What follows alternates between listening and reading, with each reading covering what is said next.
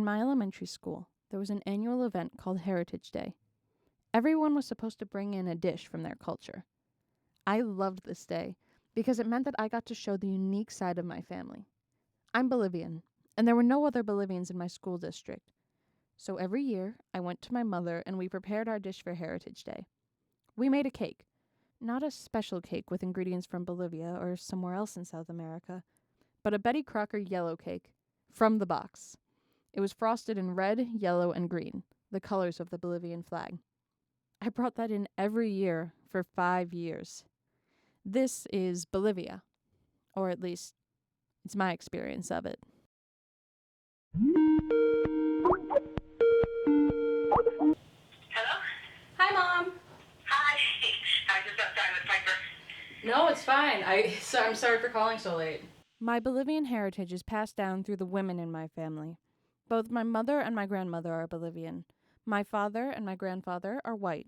So my grandmother is 100% Bolivian, my mother is 50% Bolivian, and I am 25% Bolivian. There's a diminishing return on our heritage. There is a picture. At one point, there were 5 generations in Michigan, and that was Abuelita, Nana, my mom, Aunt Anne Marie, and Kelly. When I was a junior in high school, my family went to Disneyland for Christmas vacation. On one of the first days there, we grabbed breakfast at a food stand, and my parents ate breakfast burritos. As they ate, they started talking about how the burritos tasted exactly like salteñas. They talked about them with an ease and comfort, like they were returning to an old friend. But I had never heard that word before. It meant nothing to me. Salteñas were always around when we got together for like the big holidays. Aunt Kati and Uncle Eddie were the ones that usually held the family gatherings. And, you know, I always remember going to their house, you open the door, and it always smelled delicious because she was such a good cook. My mom would usually help in making them. And she would go to Aunt Kati's and Uncle Eddie's a couple of days before the party because there was usually steps. So I just remember seeing this process happening. I am Bolivian. Technically. But that never meant anything to me. It was always just a fun fact about myself. Something I could pull out and say, wow, isn't this part of me cool? As I grew older, whenever someone asked me about it, I would downplay that part of my identity. It didn't feel right to claim this title for myself when I had virtually no connection to it. You know, we were in Massachusetts and everybody else was in Michigan, and it wasn't as easy for us to go there for holidays and things like that. So we never went. And for whatever reason, I guess I always thought, oh, you guys would, pick it up.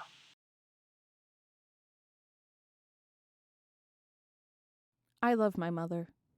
We have a really good relationship, but she's the reason I'm not connected to my culture. There is so much history and so many traditions that I don't know about. There are members of my family I didn't know existed until I started researching this. So Nana and Papa, they were with me, my whole life. At that point, they were in Michigan with me. I grew up with them. I saw them a lot. They were very important people to me. One thing I remember really distinctly was when Nana died. And I remember you in your bedroom crying.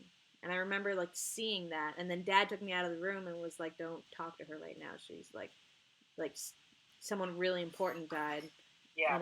And I had no idea who it was. Yeah. So I'm a little surprised to hear how close Nana was. You were around her all the time. I didn't know she existed until late into growing up. I've never been able to have a real conversation with her about this. I don't want to hold it against her, but I feel cheated. I don't know a fundamental part of who I am. I think I probably didn't push it that much because it's complicated. I mean, the family's so big, and I probably might have tried to explain it, and then it gets confusing. And when you're a kid, you could probably care less, I mean, when did you start getting interested in it? But then again, Where does my mother's not teaching me about our culture end and my younger self's disinterest begin? I could have taken Spanish classes. I could have read up on Bolivian history. I could have called my grandmother and asked her about her experiences. But I didn't. I don't know, because I remember when I was a kid, it was like a bonus point. Like, my grandma was born in Bolivia. Wow! Yeah. And then, like, it didn't mean anything to me. So we're both at fault. Now the question is, where do we go from here? What do you think about me doing this documentary? I love it. I'm happy that you're doing it because it's giving you a chance to learn about the family. And, you know, I didn't teach you about it when you were growing up, so now it's a good opportunity to. And it's not too late. Yeah. Is how I kind of have to reconcile it with myself. You know what I mean? Yeah. Because like I said, you know, I do regret not having you expose that side of my family to you when you were young. Yeah. So